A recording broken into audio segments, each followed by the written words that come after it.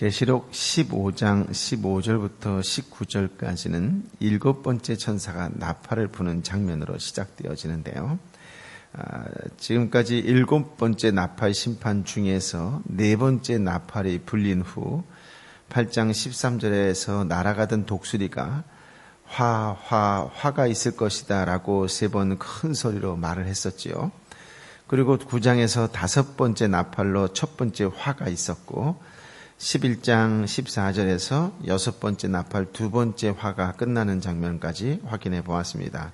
이제 셋째 화를 시작하는 천상의 모습이 계시되는 장면이 15절부터 19절까지의 말씀인데요. 15절부터 18절까지 말씀을 다시 한번 읽어보겠습니다. 시작. 7번째 천사가 나팔을 불었습니다. 그때 하늘에서 큰 음성이 나며 말씀하셨습니다. 세상 나라가 우리 주와 그리스도의 나라가 됐으니 그분이 영원토록 왕노릇 하실 것이다. 그러자 하나님 앞의 자기 보좌에 앉은 24 장로들이 엎드려 하나님께 경배하며 말했습니다. 지금도 계시고 전에도 계셨고 앞으로 오실 전능하신 주 하나님 감사합니다. 하나님께서는 큰 권능을 지시하시고 다스리십니다. 이에 죽은 사람들을 심판하실 때가 왔습니다.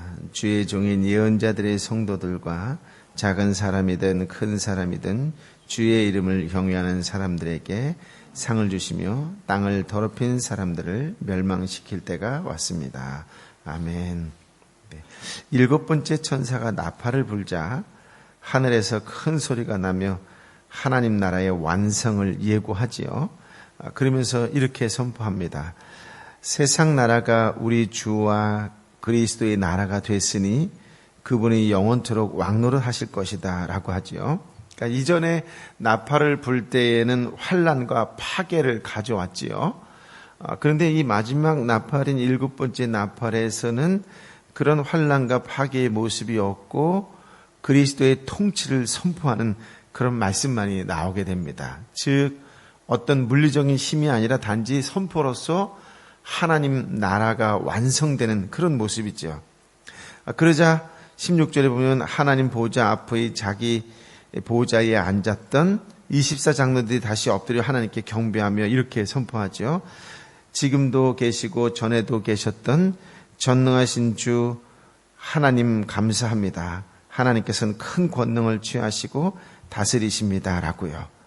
그런데 이 17절에 보면 지금도 라고 하는 현재도 있고 전에도 라고 하는 과거도 분명히 있는데 이전까지는 앞으로도 계실 그런 말이 있어서 미래에 대한 언급을 했었잖아요.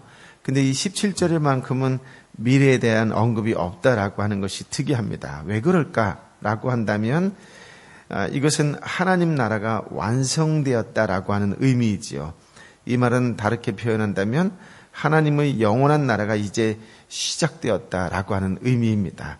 그러니까 보좌 앞에 앉은 24 장로는 이미 하나님 보좌 앞에 있기 때문에 굳이 미래에 대해서 이야기할 필요가 없다라고 하는 것이죠. 그들은 이미 하나님 나라와 함께 영원한 나라가 시작되는 그 공간 안에 거하고 있기 때문에 그렇습니다. 장로들은 하나님 나라가 최종 완성되고 적대자를 향한 최종 심판이 집행되는 때를 찬양하고 있다라고 이야기할 수 있습니다. 그래서 18절에 보면 이방 나라들이 분노했으나 오히려 주의 진노를 내려 죽은 사람들을 심판하실 때가 왔습니다. 주의 종인 예언자들과 성도들과 작은 사람이든 큰 사람이든 주의 이름을 경외하는 사람들에게는 상을 주시며 땅을 더럽히는 자들을 멸망시킬 때가 왔습니다 라고 이야기하지요. 그러니까 이방 사람들의 나라의 사람들이 분노를 했지만 주님의 심판은 공의롭고 정의롭기 때문에 어김없이 그들에게 진노를 내릴 것입니다. 그런데 이 18절 말씀에 보면 작은 사람이든 큰 사람이든 이라고 하는 것은 세상적 기준을 말하는 거예요. 그러나 하나님의 이름을 부르고 주님의 이름을 부르며 경외하는 사람에게는 누구나 상을 주신다 이렇게 표현되어 있지요. 그러니까 선택을 요구하는 거예요. 마지막까지도 어린 양을 따를 것이냐 짐승을 따를 것이냐 너 선택해라 라고 하는 것이죠. 만약 짐승을 따를 때에는 이제 더 이상의 회개의 기회 없이 완전히 소멸하는 재앙만 쏟아질 최후의 심판의 날만 남아있다, 이렇게 이야기하는 것입니다. 하지만 하나님을 경외하는 자에게는 영원한 상을 받을 날이기 때문에 그날은 오히려 찬양하는 날이다라고 하는 것이지요. 19절 말씀을 함께 읽어볼까요? 시작. 그때 하늘에 있는 하나님의 성전이 열렸고 그 성전 안에 있는 하나님의 언약궤가 보였습니다. 그러자 번개가 치고 요란한 소리와 천둥과 지진이 나고 큰 우박이 쏟아졌습니다. 장로들의 찬양 소리에 맞추어 하늘에 있는 하늘의 성전, 하나님의 성전이 열렸습니다. 예루살렘 성전과 성읍이 붕괴된 후 하늘 성전 안에 있던 언약궤와 또 번개와 요란한 소리와 천둥과 지진과 큰 우박으로 인하여 공개되는 것을 볼 수 있겠지요. 그러니까 공개된 물품들은 하나님께서 시종일관 언약에 따라 상벌을 집행하시면서 예수님의 구속을 완성하실 것을 보여줍니다. 이런 걸 통해서 우리가 다시 한번 확인할 수 있는 것은 하나님의 언약은 1.1회까지 다 성취될 것이다 라고 하는 것이에요. 오늘 우리가 주신 말씀을 가지고서 마지막 7번째 나팔의 심판은 오히려 믿는 사람들에게 더욱 소망이 되고 희망이 되는 말씀이다라고 하는 것을 깨달을 수 있어야 되겠지요. 중요한 것은 마지막 날 예수님은 왕권을 가지고 이 땅에 오셔서 온 세상을 통치하실 것이다 라고 하는 것이에요. 주님께서 재림하시는 그날 이 땅은 심판의 날이지만 어렵고 힘들고 환난과 고난 가운데 있었던 1세기 말에 로마의 통치 아래, 식민지 아래 경외하는 하나님의 백성 남은 자들 뿐만 아니라 지금 이 시대를 살아가는 저와 여러분에게도 함께 세세토록 영원토록 왕노릇하게 될 것이다 라고 하는 것이지요. 사실은 지금을 살아가는 이 시대 속에서도 예수님이 나의 왕이다 라고 선포한다면 나도 그 왕과 함께 더불어 살아가는 왕노릇하는 맛을 볼 수 있어야 됩니다. 그래서 상황과 환경이 어떠하든지 간에 예수님 때문에 예수님과 더불어 기쁨의 상을 맛볼 수 있어야 된다라고 하는 것이죠. 그러니까 세상 사람들이 경험할 수 없는, 세상은 상황과 환경이 자꾸 어렵고 어두워지고 무너질 때마다 불평과 원망과 또 입에서 부정적인 언어가 나올 때에 우리는 그럼에도 불구하고 주님이 있기 때문에, 주님이 왕이시기 때문에 주님과 더불어 기쁨의 찬양이 나오고 또 평강을 누릴 수 있는, 맛볼 수 있는 천국 백성으로 살아갈 수 있어야 된다라고 하는 것이지요. 그것이 영원토록 왕노릇하실 예수님과 함께 하고 있는 그리스도인의 표시가 될 것이라고 믿습니다. 예수님의 재림으로 인류는 둘로 나누어질 수밖에 없겠지요. 영원한 불못에 들어갈 멸망받을 자와 새 하늘과 새 땅에 들어갈 구원받을 자로 분명히 구분될 것입니다. 경건하게 주님의 오심을 기다리는 자들은 기쁨의 상을, 하나님의 뜻을 거역하는 자들은 멸망뿐이지요. 중간에 어정쩡한 회색지대는 없습니다. 더 이상 양다리 거칠 곳이 없다라고 하는 것이지요. 그러니 하나님의 성전인 지상교회는 두 증인처럼 언약의, 신실한 언약의 증인으로 이 땅에 살아야 한다라고 하는 것입니다. 사도 요한 그랬던 것처럼, 두 증인이 그랬던 것처럼 이제 이 시대를 살아가는 신실한 교회의 그리스도인으로서 마땅히 예수 그리스도의 복음을 증거하는 증인의 삶을 살아야 된다라고 하는 것이지요.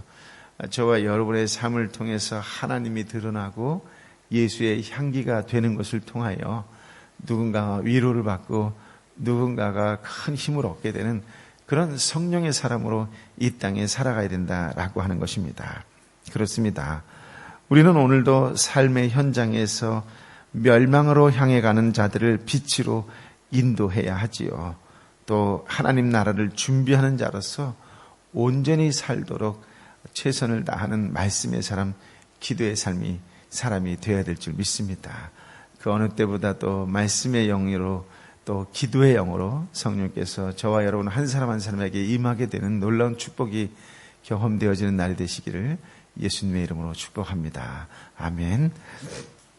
아버지 하나님, 마지막 7번째 천사가 나팔을 불었습니다. 이 나팔을 불 때 우리에게 얼마나 큰 소망이 되는 말씀인지, 그러나 믿지 않는 자를 바라볼 때에는 얼마나 가슴이 아픈 말씀인지 다시 한번 들려주시니 감사합니다.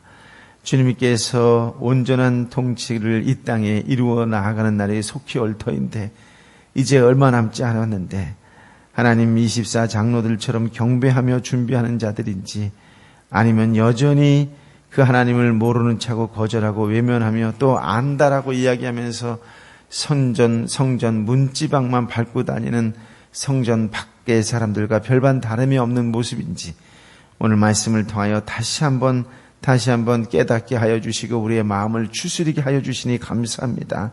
주님, 어떤 상황 환경 속에서도 어린 양 예수 그리스도를 붙잡고 살겠노라고 하는 결단, 오늘 이 시간 우리 한 사람 한 사람의 결단이 되게 하여 주옵소서. 세상 기준으로 크다 작다 비교하는 인생이 아니라 나와 함께 하신 그 거룩하신 주님이 계시기 때문에 나는 어떤 상황 속에서도 자족하며 찬양으로 기쁨을 드러내며 삶으로 예수의 향기가 되는 삶을 살겠노라고 결단하는 이 시간 되게 하여 주옵소서. 오 성령이여 멸망으로 치닫고 가는 자들을 불쌍히 여겨 눈물로 기도하며 저들에게 생명의 말씀 복음을 증거하는 자로 살아가는 증인들의 삶이 되게 하여 주옵소서. 주님, 우리 한 사람 한 사람이 가족을 위하여, 내가 가장 가까이 두고 있는 이웃을 위하여 주의 말씀이 임하기를, 예수 그리스도의 구원의 역사가 임하기를 간절히 빌고 원하는 하나님의 사람들의 부르짖음을 들어 주옵소서. 우리 교인의 부름을 들어 주시옵소서. 하늘문을 열어 주옵소서. 예수를 믿는 역사가 오늘 우리의 기도, 중보의 기도로 속히 다가오는 날이 되게 하여 주옵소서. 주여 불쌍히 여겨 주옵소서. 막히고 답답했던 우리의 상황과 환경과 심정이 열리게 되는 날, 오늘 우리의 날이 되게 하여 주옵소서. 주님, 우리의 환경을 열어 주시옵소서. 우리의 상황과 우리의 여건을 열어 주옵소서. 예수의 때를 우리 개인들도 맞이하는 역사적인 날, 오늘 우리의 기도의 날이 되게 하여 주옵소서.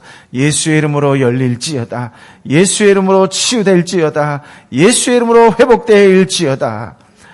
이제는 길이요 진리요 생명 되신 우리 주님 예수 그리스도의 은혜와 아버지 하나님의 크신 사랑과 성령 하나님의 위로 역사 교통 충만하심이, 오늘도 오직 살아계신 하나님 아버지 우리에게 주신 그 생명의 말씀을 붙잡고 어둡고 또 어두운 세상을 향하여, 그것이 어두운지도 모르고 치닫고 나아가는 불쌍한 영혼들을 향하여 빛이 되겠노라고, 저들에게 빛으로 인도하는 생명의 사람, 성령의 사람이 되겠노라고 결단하고 결심하며 세상을 향하여 힘차게 전진해 나아가는 하나님의 사람들 한 사람 한 사람 머리 위에, 저들의 뜨거운 심령으로, 안타까운 심령으로 함께 기도하는 삼터와 일터의 사람들 머릿속 위에, 특별히 아파하고 힘들고 하고 지쳐있는 내 사랑하는 이웃 머리 위에, 열방의 선교사님들 위에, 선교지 위에 이제부터 영원토록 함께 하여 주옵기를 간절히 축원하옵나이다. 아멘.